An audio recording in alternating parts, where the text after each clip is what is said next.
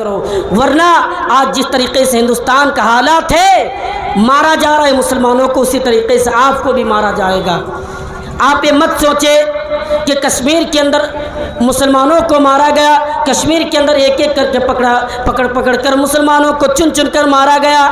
آپ یہ مت سوچے کہ تریپورہ میں مسلمانوں کو مارا گیا، ہمارے اوپر تو کچھ کرنے والا نہیں ہے۔ آپ یہ دل میں سوچے اگر آج اس کی باری ہے تو کل ہماری باری ہے۔ اس ہندوستان کے حالات پر آپ نظر ڈالیں اور غور و فکر کریں کہ ہندوستان کی حکومت کیا کر رہے ہیں۔ ہندوستان کی حکومت ہمارے بڑے بڑے علماء کو ایک ایک کر کے سب کو جیل میں ڈال رہے ہیں، ایک ایک کر کے چن چن کر کے ڈال رہے ہیں، اور یہ کہتے پھرتے ہیں ارے اسلام کو کمزور کرنا ہے تو اسلام کی طاقت یہ علماء ہے، علماء کو مارو، علماء کو دنیا سے مٹا دو، علماء کو ختم کر دو، اسلام کی طاقت ختم ہو جائے گی، پھر وہ خود بخود کمزور ہو جائیں گے۔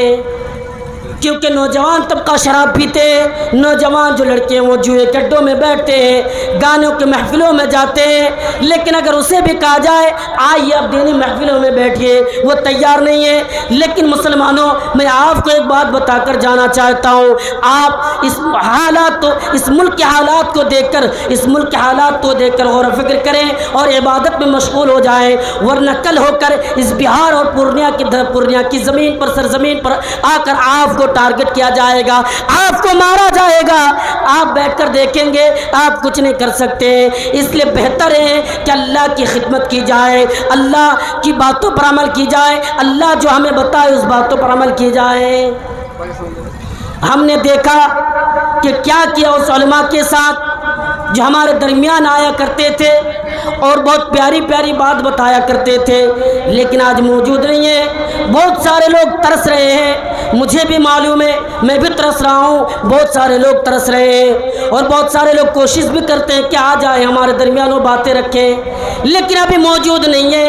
ایک ایک کر کے جا کر مل رہے ہیں اور حالات پر غور کر رہے ہیں۔ وہ عالم دین ہے کہ آپ کو ڈر پیدا نہیں ہوتا ہے، کہ اللہ کا خوف پیدا نہیں ہوتا ہے کہ یہ ظالم حکمراں جو ظلم کر رہے ہیں، کیا آپ کو ڈر پیدا نہیں ہوتا ہے کہ آپ دیکھ نہیں رہے ہیں کہ علماء کو ٹارگٹ کر رہے ہیں اور آپ بیٹھ کر کیا کر رہے ہیں، شراب کے اڈوں پر جا رہے ہیں۔ اسلام کے اندر شراب حرام ہے، آپ کو نہیں جانا ہے، اور اسلام کو بچانا ہے۔ نوجوانوں، تو اس احکام پر عمل کرو، اسلام جو ہمیں بتائے ان باتوں پر عمل کرو۔ آپ جائیں گے شراب کے اڈوں پر، آپ جائیں گے جوا کے اڈوں پر، آپ جائیں گے بازاروں میں اور پوری رات لڑکیوں سے باتیں کریں گے، تو حال تو یہی ہوگا۔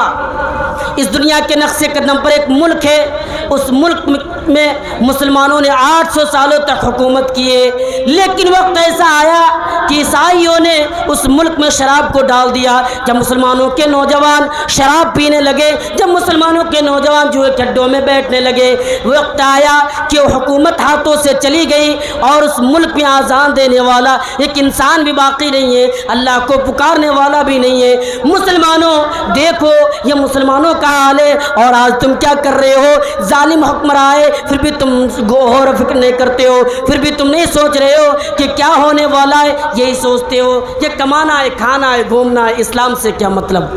اسلام سے کیا مطلب؟ اسلام کو کیا کروں؟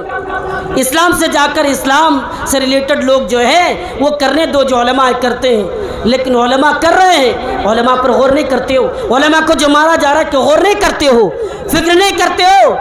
اور صرف یہ اس انسان اور اس مولانا کی بات نہیں ہے، اس کے علاوہ جھارکھنڈ میں جا کر دیکھیے، وہاں پر بھی علماء کو مار دیا گیا۔ میں بتاؤں گا، وطا اللہ قاسمی ہے جس کو ان لوگوں نے جلایا اور جلانے کے بعد جنگلوں میں پھینک دیا۔ مسلمانوں، اسی ملک کی میں بات کر رہا ہوں، اس ملک میں رہتے ہو، جھارکھنڈ ہو یا بہار ہو یا یو پی اتر پردیش ہو یا بمبئی ہو یا کسی شہر میں آپ چلے جائیے، کسی بھی شہر کے اندر آپ چلے جائیے، آپ بچ نہیں سکتے۔ آپ کی باری آئے گی اور آپ کو ختم کر دیا جائے گا اور آپ کو چن چن کر مارا جائے گا۔ بچنے کا حل یہی ہے کہ اللہ سے ڈرے، اللہ کی عبادت کرے۔ جب تک آپ اللہ کی عبادت نہیں کرتے ہیں آپ کامیاب نہیں ہو سکتے۔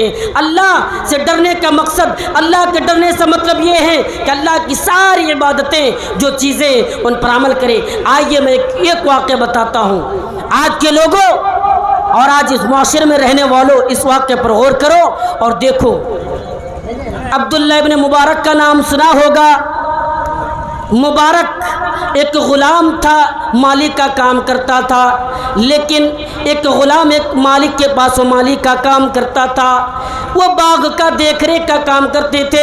ایک دن کی بات ہے، مالک چند لوگوں کو لے کر آئے گھومنے کے لیے.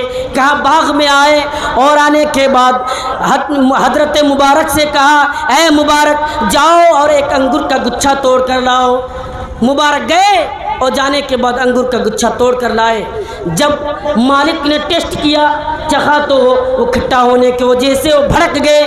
مالک بھڑک گئے اور کہنے لگے ارے تم کیسے مالی ہو جو تمہیں یہ بھی تمیز نہیں ہے، اتنی بھی تمیز نہیں ہے کہ مالک آئے ہیں کہ خدمت کیسے کی جائے.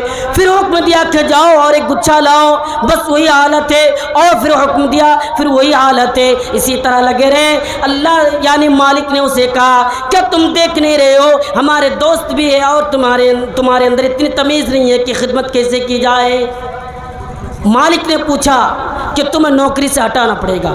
مبارک نے کہا ٹھیک ہے آپ مجھے ہٹا دیجئے، مجھے کوئی اعتراض نہیں ہے. آپ ہٹانا چاہتے ہیں آپ ہٹا دیجئے.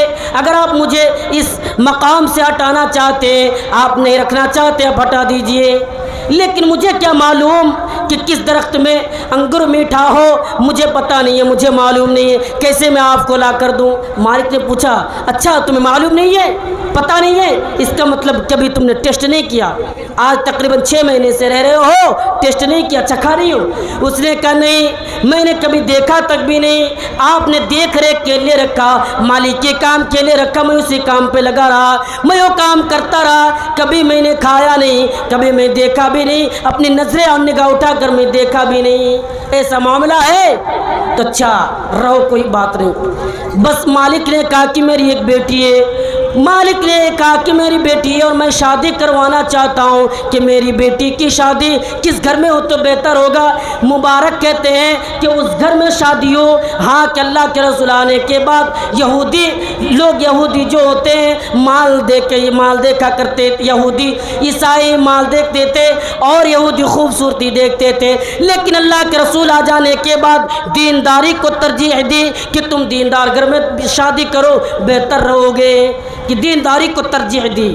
حضرت مبارک نے یہ سبق دیا. مالک نے کہا اگر دینداری میں شادی کروں تو آپ سے زیادہ کوئی دیندار نہیں ہے. میری بیٹی کی نکاح میں آپ سے کروانا چاہتا ہوں، آپ کی کیا رائے ہے؟ مبارک نے کہا ٹھیک ہے کوئی بات نہیں ہے، بس اگر شوہر نیک ہو بیوی نیک ہو تو اولاد بھی جو اولاد ہوتی ہے وہ بھی نیکی ہوتی ہے. اور اسی سے عبداللہ جو محدث گزرے ہیں یہ مبارک ہے. آپ کو میں بتانا چاہتا ہوں آپ اللہ سے ڈرے اور والدین کی خدمت کریں. جب تک آپ اللہ سے نہیں ڈریں گے آپ والدین کی خدمت نہیں کر سکتے، اللہ کی عبادت نہیں کر سکتے، ان ظالم حکمرانوں سے بچ نہیں سکتے.